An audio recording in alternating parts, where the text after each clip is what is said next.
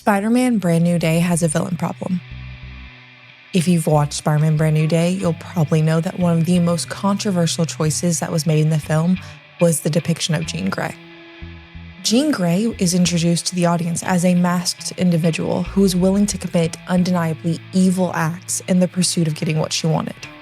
She used mind control, forced self-harm, and emotional torture. Some audience members are outraged and feel that the film asks the audience to absolve her in the final act, simply because her backstory provides a psychological reason for the things that she did. Many people are accusing Marvel of depicting Jean Grey as an outright villain, that her actions are not the actions of a misunderstood hero, but of an actual evil person, while others are arguing that though her actions were wrong, there's still a path to redemption. And then there is a completely different group of individuals who are trying to argue that because we didn't see anyone die on screen, and because they understand why she did the things that she did, therefore her actions aren't actually evil and she has nothing to apologize for. I think that the entire situation highlights a broader disconnect in how morality, especially when it comes to evil actions, are being handled in film today. Especially when it comes to morality in superhero films. The wide array of responses to Jean Grey's portrayal actually proves why empathy alone is such an unreliable basis for morality. Empathy, as an ability, is useful for understanding the mental state of other people and their motivations, but is often not in and of itself sufficient in determining right and wrong. In this video, we're not going to focus on Jean Grey's portrayal in other media or her historic portrayals in the comics. Instead, we're going to take a broader look at how villainy and evil is portrayed in film, and what seems to be the intended reception of that portrayal, and whether or not it aligns with audience sentiment. We currently live in a cinematic era obsessed with explaining away evil. Somewhere along the way, Hollywood decided that if a character has enough trauma in their backstory, their worst actions aren't actually evil. They're just misunderstood.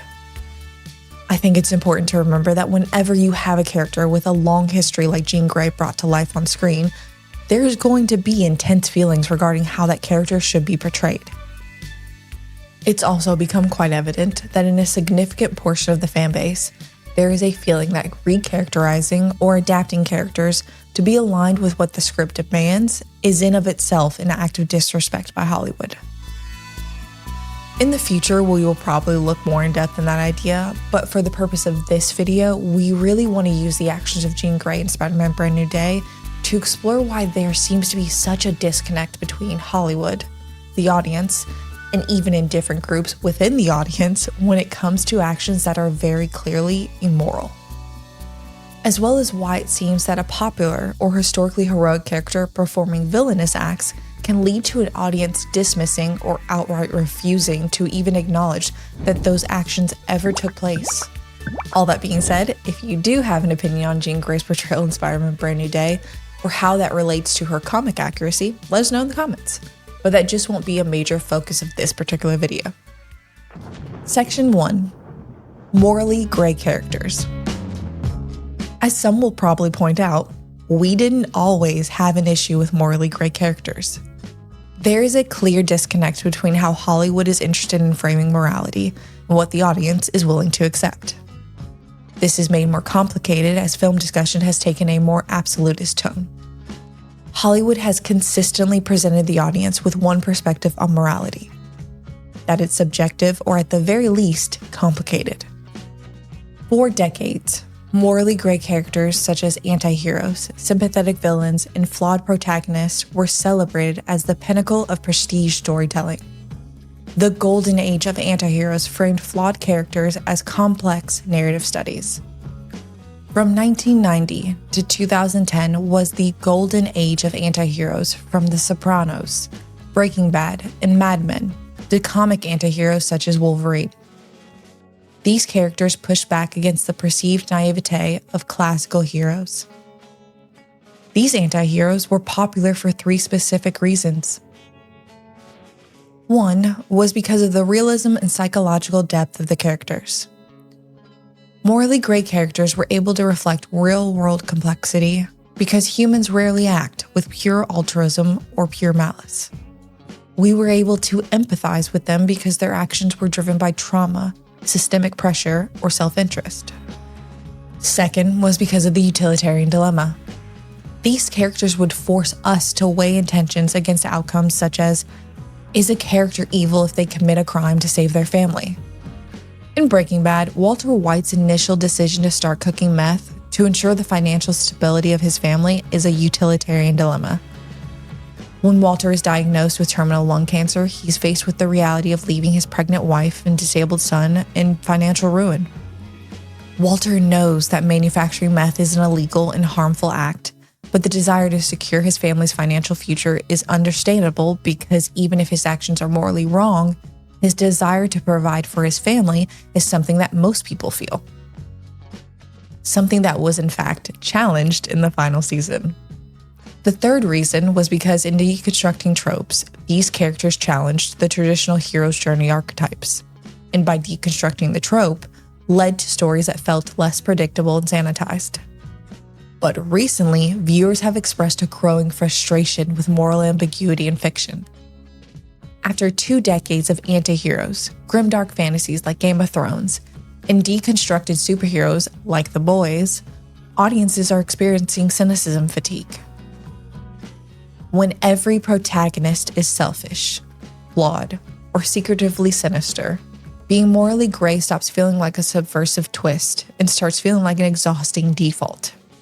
And while nobody is rejecting well-written characters, there's a rejection of moral ambiguity being the lazy default used to create the illusion of narrative depth. And this is what makes the Jean Grey debate so fascinating, because Jean Grey is not written as a morally ambiguous hero. She is written as a villain, at least in the first half of the film. She demonstrates all of the qualities we associate with villains. She's willing to not just break the law, because that would be typical anti-hero territory. No, she's willing to risk the lives of innocent people to get Spider-Man to leave her alone. She threatens MJ to scare Spider-Man into submission. This is not an anti-hero. One of the things that usually separates the anti-hero from the villain is the level of cruelty. And this is an important distinction in storytelling. It would take an entirely separate video to dissect how the term anti-hero has drifted over the years, and in many cases is mistaken for actual villains that the audience can empathize with. But to be overly simplistic, a main distinction is the question, are the actions cruel? And if you look at some of the previous examples, I think this is evident. Walter White is initially presented as an anti-hero. His seemingly noble actions prevent the audience from judging him solely based on the harm he's causing. But later in this series, we see Walter cross a line. He starts harming innocent people and poisons the child. By the end of Breaking Bad, the illusion that Walter White was a good guy has been eroded and we see him for what he is. A man of immense ego who had ambition and would do whatever it took to get what he wanted. This is part of what makes shows like Breaking Bad so fascinating. It allows us to imagine the world from a different lens and takes us on an emotional journey filled with self-reflection. The fascinating thing is that you can watch Walter White's journey in Breaking Bad and see things that are inspiring and still understand that he is a villain. The same is true for Jean Grey. Her devotion to her sister is in many ways beautiful and admirable.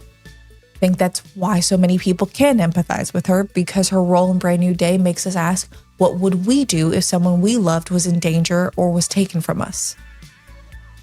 But like Walter White, Jean Grey crosses the line. She endangers the lives of civilians. She even takes control of a man and forces him to walk in front of a taxi. And to anyone who is of the mind that they don't think the man died and therefore she didn't do anything that bad, remember that the child Walter White poisoned survived, and it was no less of a monstrous act. And that's not even getting into the cruelty Jean Grey shows by possessing MJ and making Peter think that she had remembered him. The thing is, from a storytelling perspective, her actions make sense. She's there to be a misdirect. She's supposed to appear as the main villain of the story, before the big reveal that she is the victim of another monster. The problem is that even though there is a reveal that Jean Grey has a good reason motivating her actions, it doesn't change the malice in her own decisions. And this is not a matter of moral complexity. Because true moral complexity requires a character to face genuine internal conflict, consequences, and moral weight.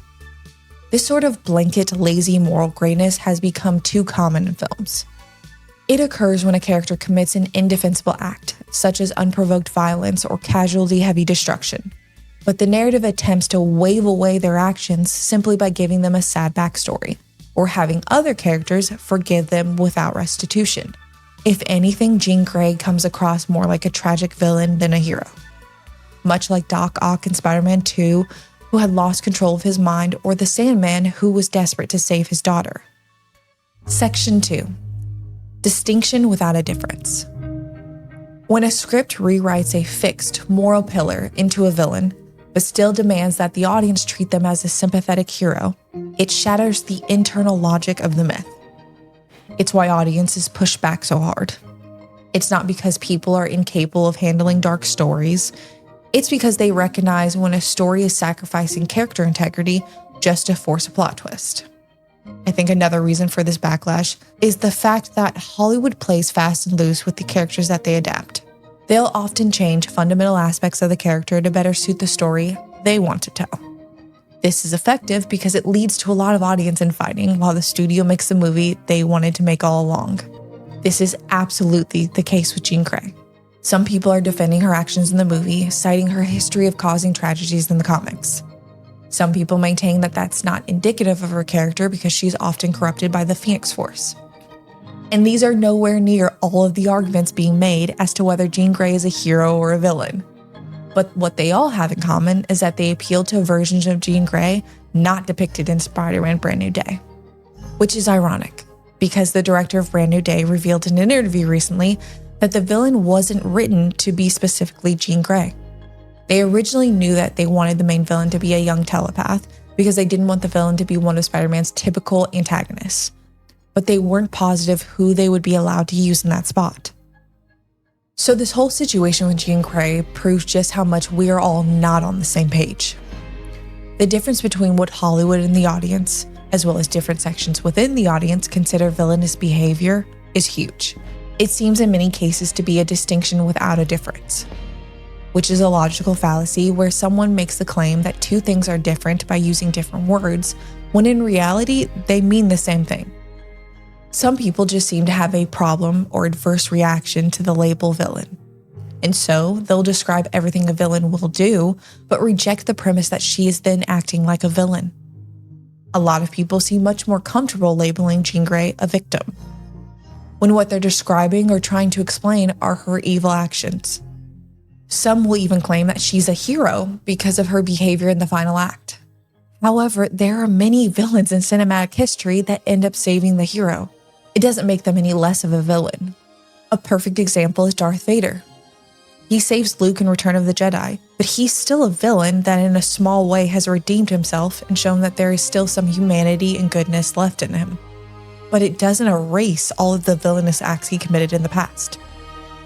And it's not about getting pedantic with labels. It's about understanding the meaning of a character's actions and what effect they have on the story, and that simply calling them something else doesn't change what they mean. It doesn't change how the audience will interpret those actions and influence what type of story they'll expect moving forward.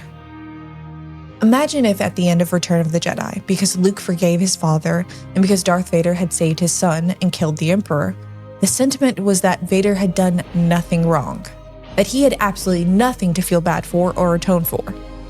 If people were saying, well, Anakin was a victim too, it just makes the story weaker because it's too far removed from the intrinsic moral truths we all live by. And to be clear, there are many people who have no issue with Jean Grey being portrayed in this manner. My optimistic take is that her actions are to set up a redemption arc or to demonstrate just how dangerous an Omega-level mutant really is for the upcoming X-Men films. As the MCU introduces the X-Men, this would be an effective way of demonstrating why the public might be afraid of mutants. Now, it's important to remember that this sort of friction is what makes compelling stories. The problem is when there is a sentiment out there that there is no friction, that Jean has nothing to atone for. And I think this is the crux of why people are condemning the portrayal of Jean Grey. Much of the audience, for good reason, does not trust Hollywood and Marvel in particular to address her actions. There has been a pattern of characters, especially superhero characters in the MCU, displaying immoral actions, often misusing their powers or harming civilians, and the actions being waved off. Sometimes by claiming they were going through some stuff, other times by pointing out that someone else started it or had it coming. Section 3. Intent versus execution. I think the reason there is such a huge divide in the audience's reception of the depiction of Jean Grey in Spider-Man Brand New Day comes down to intent versus execution. While it's obvious that the film would like to paint Jean Grey as a terrified, isolated mutant, pushed to the edge by government experimentation for the third act, her actions in the rest of the film align closely with traditional supervillain behavior. Whether or not Jean Grey's actions result in the death of a person, there is a clear lack of remorse on her side, unlike typical redemptive arcs, where a young hero breaks down over their accidental destruction. She remains focused solely on her mission and shows no regret or empathy for the bystanders caught in her wake. We're supposed to be okay with all the destruction and harm done to the city and civilians because this is the collateral damage in the process of Jean trying to rescue her sister, who was stolen by an even bigger villain, Bill Metzger, the department head of damage control. Now, this is not to say that Jean Grey is irredeemable. I think one of the biggest issues people have with this film is how Peter Parker addresses the situation. Peter Parker empathizes with Jean Grey over her isolation and power instability, and talks her out of executing Metzger and encourages her to find a found family so that she's not alone like he was. Rather than addressing all the damage she has done along the way, Peter gives her a clean slate and treats her as a victim, even as the aftermath of her actions leaves innocent people dead, injured, or imprisoned. Now, some people are trying to make the argument that Jean Grey is not the first hero to go through this type of villain arc, where they're able to redeem themselves and be accepted in the end. But once again, this is where it comes down to intent versus execution. There are a lot of people comparing Jean Grey's arc in Spider-Man Brand New Day to Wanda from WandaVision. WandaVision received similar backlash from Monica Rambeau's parting line in the final episode, where she said they'll never know what you sacrificed for them, which to a lot of people felt way too forgiving and understanding towards someone who tortured an entire town. Like Wanda, Jean's trauma is clear, but the show asks the audience to empathize with her before she's undergone any genuine accountability or atonement. The only difference I would say is that when Jean Grey takes control of the 1 kilometer of the city, that wasn't an active choice or decision on her part. It was a reaction to being tested on and finding out that her sister was actually dead. But the actions she took throughout the rest of the film were all choices she made and executed of her own free will, without any consideration to the people involved. Bucky Barnes is another perfect example. He commits assassinations, mass terrorism over decades, and even murders Iron Man's parents. The difference between Bucky and Jean is that Bucky was a puppet with no choice. He was explicitly brainwashed by Hydra, stripping him of his free will and agency. Whereas Jean Grey acts out of her own free will, making her lack of remorse harder for people to excuse. Bucky's later arc also focused heavily on guilt, trauma, and direct restitution since he has his notebook of victims. He uses said notebook to track down the individuals he's wronged or to people connected to his victims so he can make amends. Now, the Bucky comparison is interesting because it raises the question of how responsible is Bucky for what he did. He was mind-controlled but did commit many monstrous acts. The thing is, in most people's minds, the greater evil was Hydra for taking away Bucky's agency and making him do those evil things. But when it comes to Brand New Day's portrayal of Jean Grey, she is the greater evil, taking away people's free will and agency while forcing them to perform immoral, harmful, or evil actions. The only real difference with her making an old lady drive a tank into damage control, a tank filled with explosives, mind you, is if you believe nobody died. But the thing is, Jean Grey did nothing to prevent anyone from dying. So without getting into the realm of headcanon, we do have to accept that the Jean Grey that was presented in the first half of the film was completely fine if all of those people had died, the old lady included. And I know that it probably seems that I'm harping on the old lady bit, but that's because showing someone hurting or endangering old people is pretty basic Hollywood villain imagery.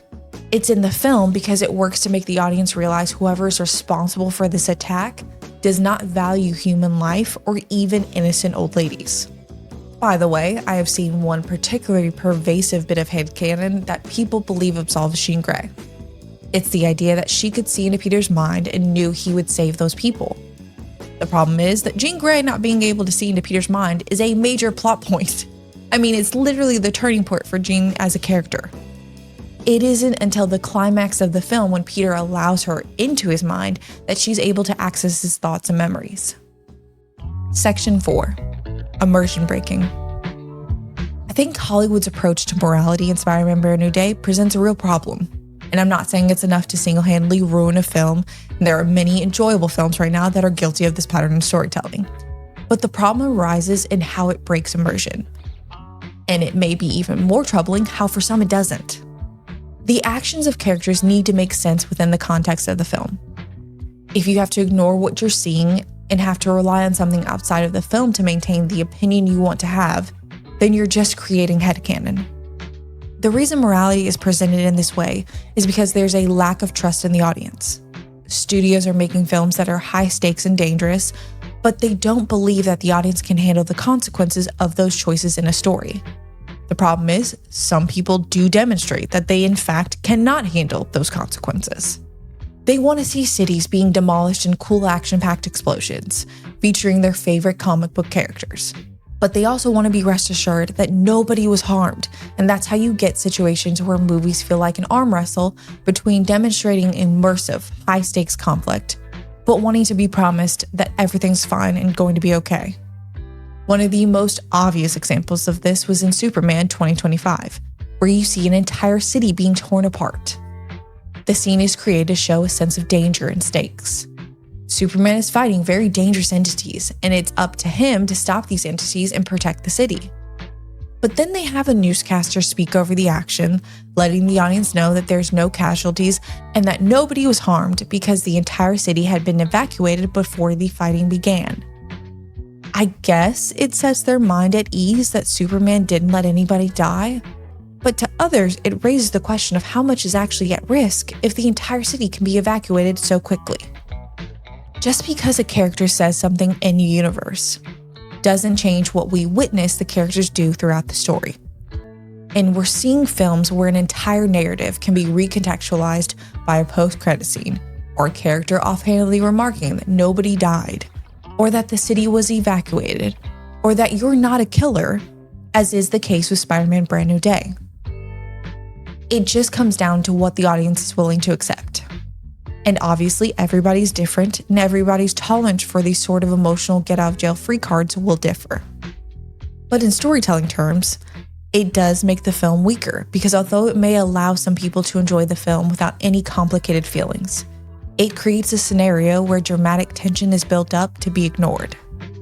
Where scripts are written to elicit a specific emotion that will later be told is either not true or is not important and should not be examined or resolved. I think it's important to remember that holding Jean Grey accountable doesn't mean we can't have dark, morally complicated characters. Some of the most interesting and captivating stories are about characters who commit evil acts and their paths to a modicum of remorse or redemption. Just look at Prince Zuko, Darth Vader, or the Winter Soldier. We love those stories. But do you know why those character arcs work while Jean Grey in Brand New Day fails? Because those stories understand a fundamental truth that Hollywood has long forgotten. You cannot have redemption without atonement. True character complexity requires consequences. It requires a story that's willing to address the fact that what someone did was awful, and now they have to find a way to earn back their morality. When a story uses trauma to bypass consequences, when it expects the audience to treat mind control, psychological torture, and destruction as water under the bridge, just because a character has a tragic backstory, it cheapens the entire narrative. It weaponizes empathy. And I think this is why there seems to be such a huge disconnect with the depiction of Jean Grey in Spider-Man Brand New Day. People aren't rejecting complex characters. They're rejecting lazy storytelling that refuses to hold its characters morally accountable. We don't need every hero to be a saint, and we don't need every villain to be a caricature. But if you're going to let a hero be depicted as a monster, then you need to have the talent and awareness to acknowledge what it will take for them to become a hero again. Thank you so much for watching. We have upcoming videos about what's wrong with needle drops and how Nolan is baby's first real director. If that sounds interesting to you, be sure to subscribe so you get notified when they drop. And a special thank you to all of you who subscribe to the channel. Let us know what you guys think in the comments. And of course, a massive thank you to everyone who supports us here and on Patreon. Thank you, and we'll see you guys next time. Bye.